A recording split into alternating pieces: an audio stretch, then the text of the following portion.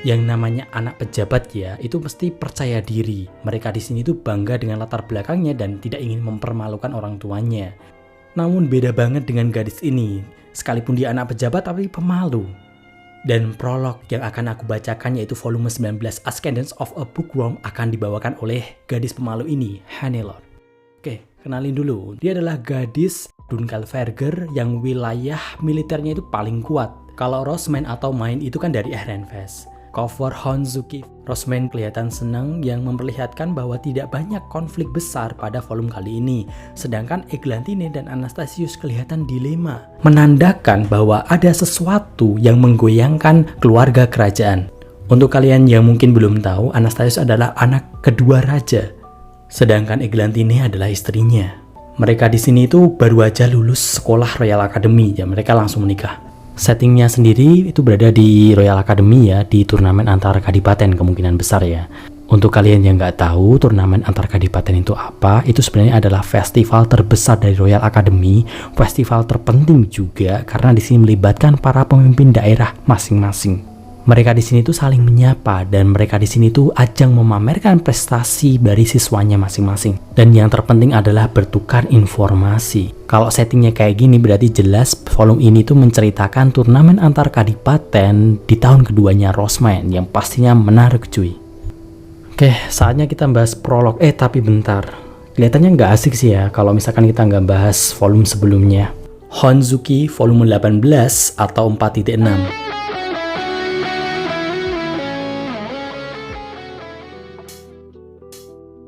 Ada momen Charlotte dan Rosman yang sebenarnya sama-sama sayang mereka berdua ini, tapi nggak sejalan pikirannya.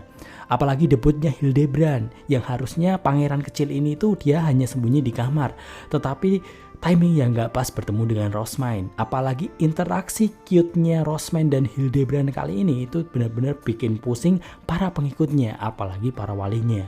Dan di sini pengikut Rosman yang cukup berkembang adalah Brunhild yang merasa tertantang ketika dia harus berinteraksi dengan keluarga kerajaan. Rosman di sini tuh dapat peringatan banyak oleh Brunhild agar dia itu bisa bersikap layaknya kandidat Archduke yang sesuai gitu ya. Pas lawan monster yang menyerap sihir yang harusnya nggak bisa dilawan oleh murid Royal Academy, tapi Rosman dan para pengikutnya bisa dengan heroik mengalahkannya. Dan momen paling heroiknya Rosman itu adalah ketika momen Rosman memberikan mananya kepada tanah di Ehrenfest. Hampir sama di season 2 saat melawan Trombe, hanya saja efeknya kali ini tuh benar-benar berlipat-lipat lebih luar biasa lagi. Mana yang dibutuhkan tentu jauh lebih banyak. Mananya Rosman aja sampai nggak cukup, dia yang harus minum ramuan menakutkannya Ferdinand. Harmut di sini tuh udah nggak bisa berkata apa-apa lagi. Dia menulisnya dengan sangat detail dan semakin memuja Rosman. Dan lebih parahnya lagi, light novel kali ini ditutup dengan epilog sudut pandang para wali. Kalian di sini pasti akan tahu betapa bahagianya Sylvester, Ferdinand, dan Karstedt mendengar berita dari Rosman. Yang lain pada fokus keluarga kerajaan, cuman Rosman yang malah terpikat dengan kamar di perpustakaan. Memang lebih mantap jika kalian baca sendiri. Untuk linknya aku berikan di deskripsi ya.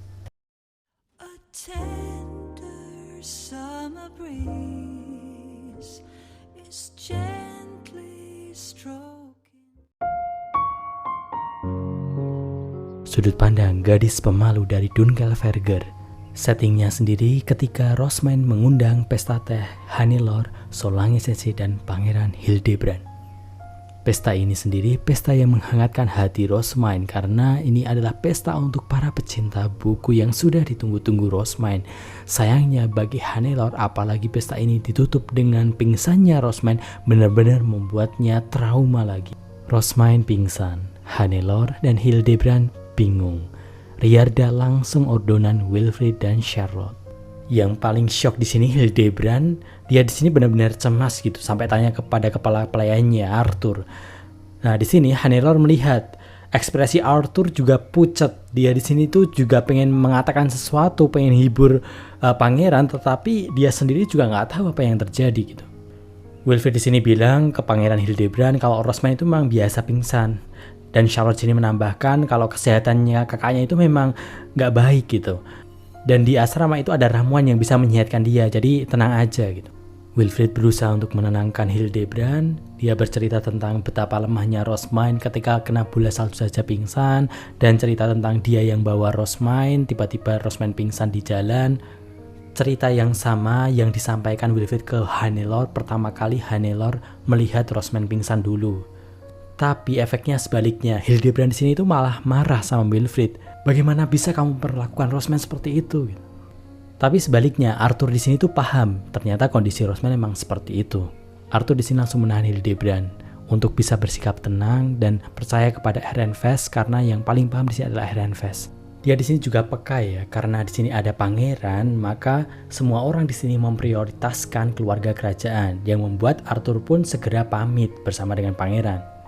Suasana agak nyantai, Charlotte di sini tuh nemenin Solange Sensei, Wilfried nemenin Hannelore. Mengingat kembali, Hannelore di sini tuh benar-benar bersimpatik dengan Pangeran Hildebrand karena dia tahu benar bagaimana perasaan itu. Di tahun sebelumnya, pertama kali Hannelore diundang oleh Rosmine. Dia di sini tuh benar-benar disambut dengan hangat. Mereka bersalaman, saling senyum. Tapi 1 detik kemudian pemandangan benar-benar langsung berubah. Rosmine pingsan tanpa tanda apapun sama sekali. Kalau orang pingsan kan biasanya mereka akan memegang kepala dulu atau perut atau bagian yang gak enak gitu ya. Rosmine di sini sama sekali gak ada tanda-tanda itu. Dia benar-benar jatuh layaknya boneka yang talinya terputus. Kenapa bisa seorang gadis manis dengan senyuman hangat yang sangat lucu dan menggemaskan hanya dalam sekejap itu langsung berubah, langsung dia gak sadarkan diri. Keringat dingin keluar, dia benar-benar membeku, dia gak bisa berbicara sama sekali. Pikirannya saat itu benar-benar kacau. Hannelore saat ini dia itu paham benar bahwa sebagai kandidat Archduk Kadipaten besar, dia di sini harus tidak boleh kehilangan ketenangannya. Dalam hati dia selalu mengulang bahwa dia itu baik-baik aja. Namun kenyataannya dia di sini nggak bisa melupakan bagaimana Rosmine pingsan. Wilfried di sini tuh memanggil Hannelore. Hannelore di sini berpikiran kalau dia di saat ini tuh sedang tersenyum, sedang menyembunyikan perasaannya. Namun kenyataannya shock di wajahnya itu nggak bisa dia hentikan. Jadi akal sama hatinya itu nggak sinkron. Cordula, kepala pelayannya Hannelore, dia di sini meletakkan tangan di bahunya. Mengetahui kondisi tuannya di sini tidak bisa bersikap layaknya kandidat Archduk, dia mohon izin untuk berbicara. Mereka di sini memang terkejut, tetapi mereka sadar bahwa Rosmine itu memang habis recovery setelah beristirahat berhari-hari. Untuk yang gak tahu konteksnya, ini setelah Rosmine itu menghadapi monster yang menyerap sihir. Rosmine itu pingsan setelah memberikan mana kepada tanah Ehrenfest di Royal Academy. Dan opininya Dunkelverger, bisa jadi Rosmine di sini itu memaksakan diri untuk menghadiri pesta teh karena janji mereka untuk bertukar musisi sebelum Rosmine pulang ke Ehrenfest, dan kebetulan pesta ini juga dihadiri oleh keluarga kerajaan. Mendengarnya, Hannelore bisa berpikir dingin. Dunkelverger sebenarnya memang udah diberitahu sejak awal kalau Rosmine di sini sebelum menghadiri pesta teh itu dalam kondisi yang gak sehat. Dia agak menyesal ya, kata-kata itu nggak muncul dari perkataannya sendiri gitu, tapi malah lewat Cordula gitu. Tapi ketika dia pikirkan kembali bahwa kata-katanya Cordula ini sebenarnya agak berbahaya ketika keluarga kerajaan itu dengar gitu. Bisa jadi nggak sopan, jadi timing ketika keluarga kerajaan udah nggak ada itu adalah waktu yang pas gitu. Dan Hannelore nggak mungkin bisa mempertimbangkan hal itu. Hannelore di sini yang udah mulai tenang, dia pun akhirnya bisa melihat sekitarnya. Dia melihat para pelayannya Rosmine mulai membersihkan pesta teh bersama dengan pelayannya Solange Sensei. Sehingga Hannelore di sini tuh merasa bahwa udah waktunya dia sini untuk pamit. Wilfried di sini mengajukan diri untuk menemani Hannelore ke asrama, sekaligus akan menerangkan kepada orang-orang Dunkelverger apa yang terjadi. Wilfried menyerahkan kepada Charlotte apa yang ada di perpustakaan, sehingga Charlotte di sini tuh yang menghibur Solange Sensei.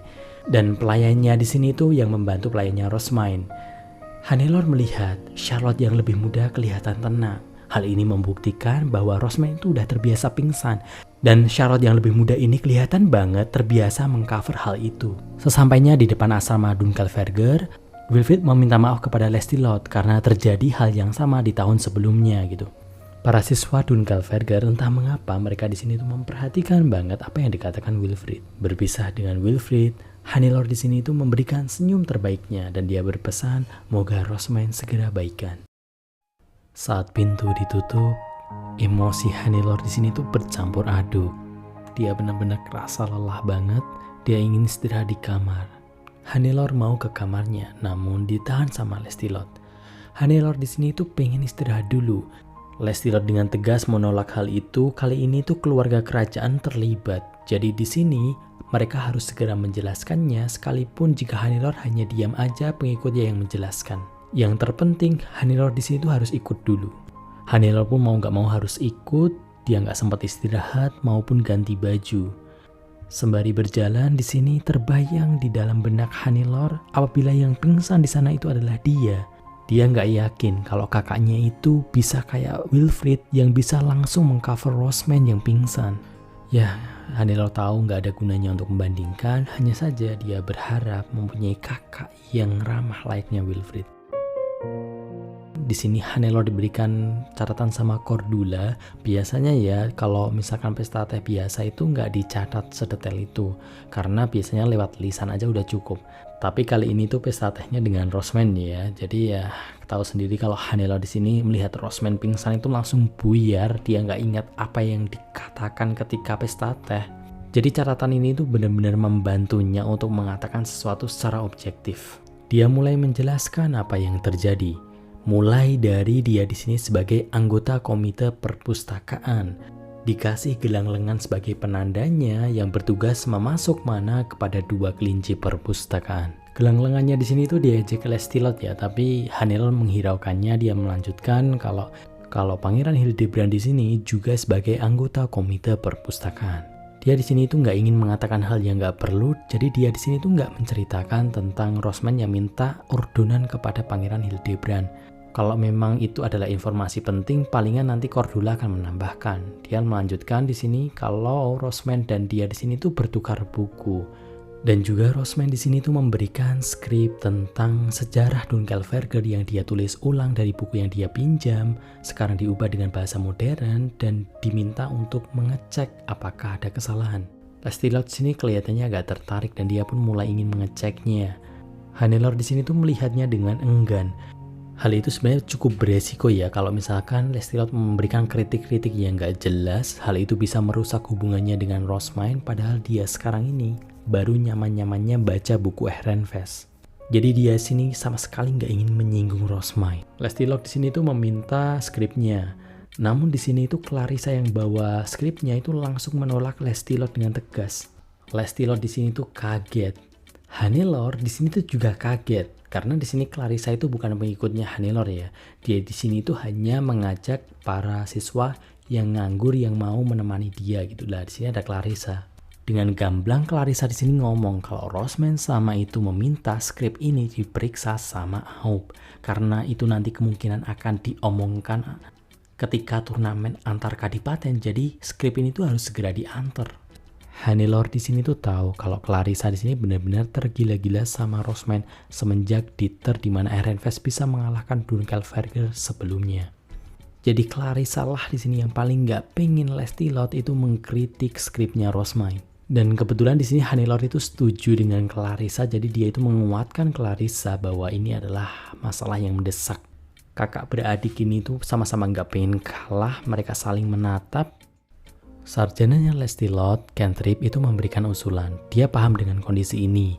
Tapi di sini Lestilot itu kan yang akan menggantikan ayahnya, yang nantinya akan menjadi Archduke berikutnya. Jadi dia itu punya hak untuk memeriksa sesuatu yang akan dikirimkan ke wilayahnya. Agar tidak mengganggu pemeriksaan dari Aub nanti maksimal 3 hari. Cantrip sendiri yang akan bertanggung jawab. Hannelore di sini tuh jauh lebih percaya dengan sarjananya daripada kakaknya sendiri. Jadi dia itu menerima usulan itu. Reaksinya Clarissa tidak mau. Kalau misalkan ada 3 hari, Clarissa di sini yang pengen baca sendiri.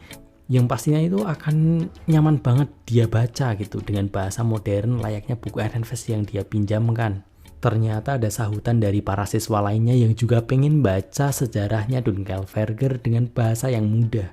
Para siswa malah berebut. Siswa Dunkelverger itu orangnya emang blak-blakan. Bahkan jika di hadapan kandidat Archduke, kalau suka ya bilang suka saat itu juga. Buku itu kan berisi berbagai kisah heroik ya. Dunkelverger kan suka banget hal seperti itu gitu.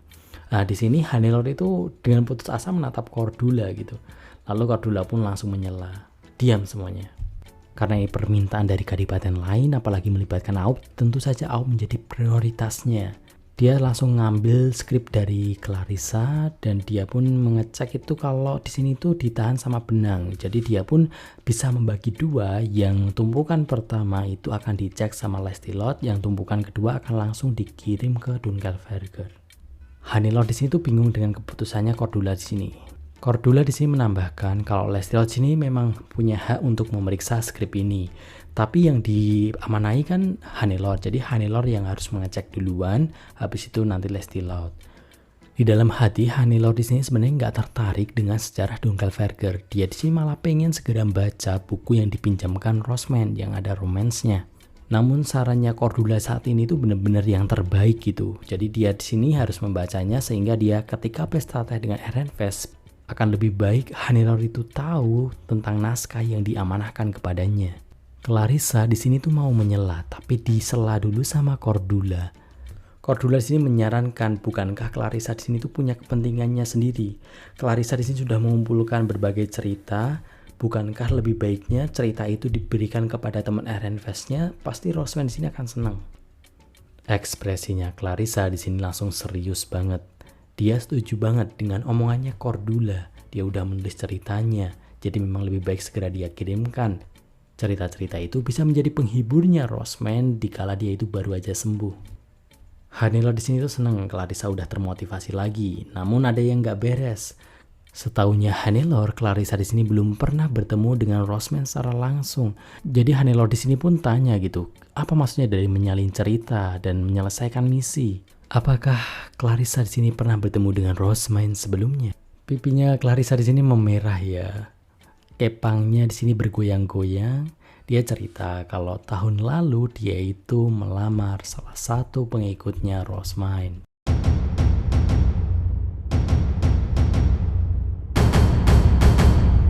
Dan dia diberikan misi ini. Rencananya dia ingin menyerahkan cerita itu ketika di turnamen antar kadipaten secara formal sebagai persembahan. Hannelore di sini tuh akhirnya paham kenapa Clarissa akhir-akhir ini itu paham banget tentang Ehrenfest. Hal itu masuk akal kalau memang dia di sini mau menikahi seseorang dari sana. Clarissa di sini kelihatan lucu banget, menggemaskan. Hannelore juga ikut bahagia. Hannelore di sini benar-benar senang dan dia bilang ke Clarissa teruslah mengumpulkan cerita. Dia di sini malah menantikan buku-buku Ehrenfest yang menerbitkan cerita-cerita yang dituliskan oleh para siswa Dunkelverger. Hannelore di sini itu melanjutkan laporannya setelah pertukaran buku. Ternyata Hildebrand juga pengen pertukaran buku, namun setelahnya Rosman pingsan. Lestilot di sini itu bingung kenapa bisa pingsan. Para pengikutnya Lestilot juga minta penjelasan lebih, tapi di sini ditimpali sama pengikutnya Hannelore itu memang benar-benar tanpa peringatan. Mereka di sini tuh melihat kalau pelayannya Rosman, pelayannya Charlotte dan Wilfrid itu udah terbiasa dengan kondisi hal itu, tetapi untuk para tamu sama sekali enggak. Mereka tetap shock sekalipun tanpa ekspresi. Hannelore di sini tuh menjelaskan kalau Rosman itu telah beristirahat sama beberapa hari sebelum pesta teh.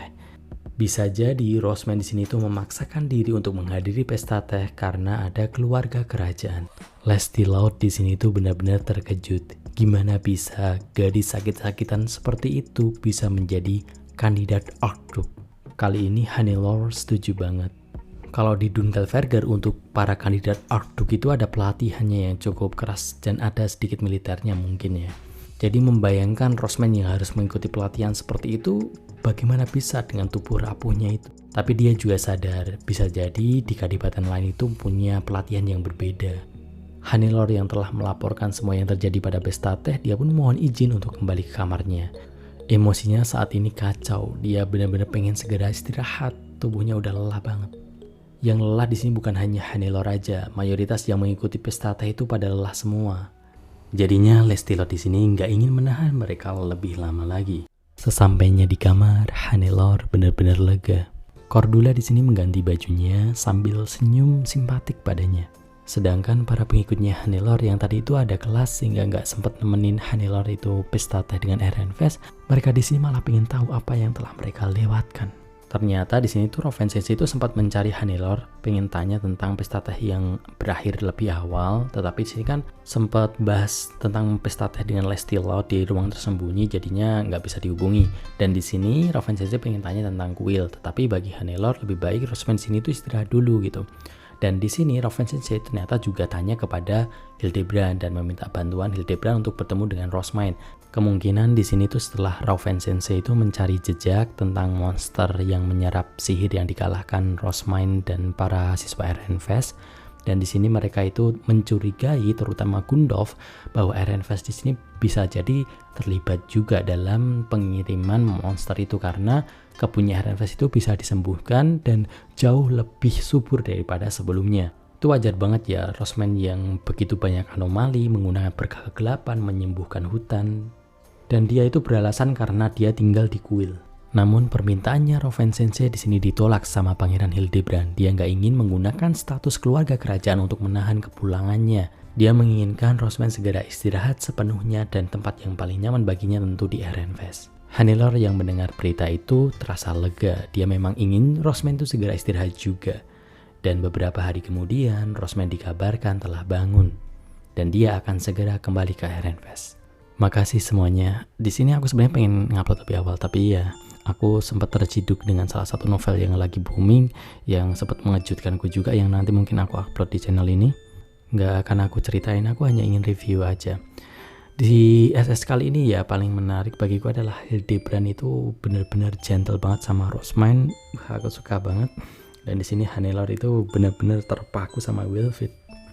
Romance tipis-tipis kayak gini tuh benar-benar jauh lebih enak gitu. Semoga kalian menikmati. Sampai jumpa lagi.